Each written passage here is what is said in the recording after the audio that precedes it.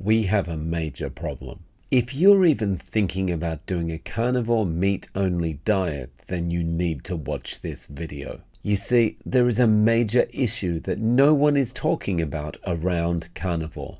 And in this video, I'm going to explain what it is and why you need to be concerned. Just before we get into it, a word from today's sponsor, the subscribe button. I've got a goal to get to 50,000 subscribers by the end of June. And I'd really appreciate it if you could take the split second right now to smash the subscribe button and let's get to that 50K goal together. Thank you so much. So what is this major problem with carnivore? It relates to vitamin C. As you may know, a vitamin C deficiency can lead to a condition called scurvy. Some of the symptoms of scurvy are swollen and bleeding gums, loose teeth, and bleeding under the skin.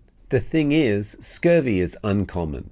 Despite this, the major problem that we are experiencing are the experts falling over themselves telling us that we are going to get scurvy. As an example, I've been on the carnivore way of eating for 9 months now. I'm yet to develop any signs of scurvy. And to be clear, 9 months of carnivore for me means 9 months without fruit, 9 months without vegetables, and 9 months without any kind of vitamin supplementation. And that's 9 months without eating any foods that have had vitamins artificially added. So what's going on? Maybe I'm just lucky. But if I'm just lucky, how do you explain Rick Rodriguez? He's been on the carnivore diet for 40 years now, and he doesn't have scurvy. What about Shawn Baker, who coined the phrase carnivore diet and has been eating this way for years? Or Bart Kay, or Ken Berry, or Kelly Hogan. The list goes on.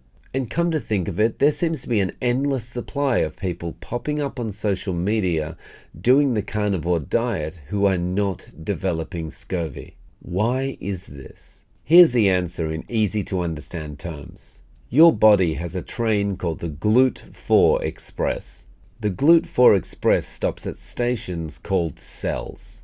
And the GLUT4 Express is one of the busiest train lines in your body. The GLUT4 Express is responsible for transporting some important passengers. One of those important passengers is glucose. The other one is vitamin C. The passenger profiles of vitamin C and glucose are quite different. Glucose passengers are obese and aggressive, while vitamin C passengers are waif-thin and passive. During peak train travel hours, which is all the time, this differential becomes a big issue.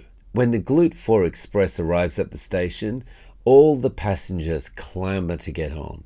Of course, being more aggressive and physically imposing, the glucose passengers manage to get on the GLUT4 Express first.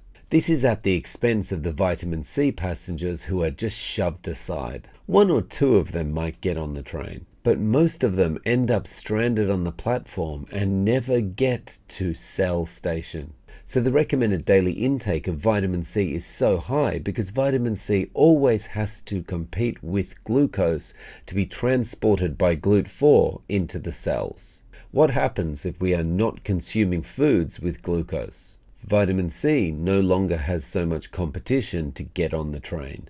Those aggressive, obese passengers become less and less. Vitamin C gets to ride the GLUT4 Express in comfort and get to the cells where it is needed.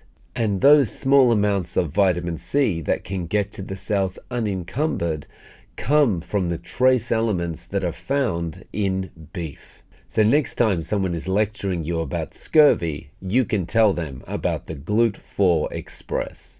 Many thanks to Professor Bart Kay for giving me this analogy in our interview, which I will link to in the description. Guys, thanks very much for watching. Please don't forget to click like and subscribe. And if you enjoy my videos and you'd like to support the channel, consider becoming a channel member. Click the join button under this video or the first link in the description. Thanks again, and I'm looking forward to seeing you in the next video.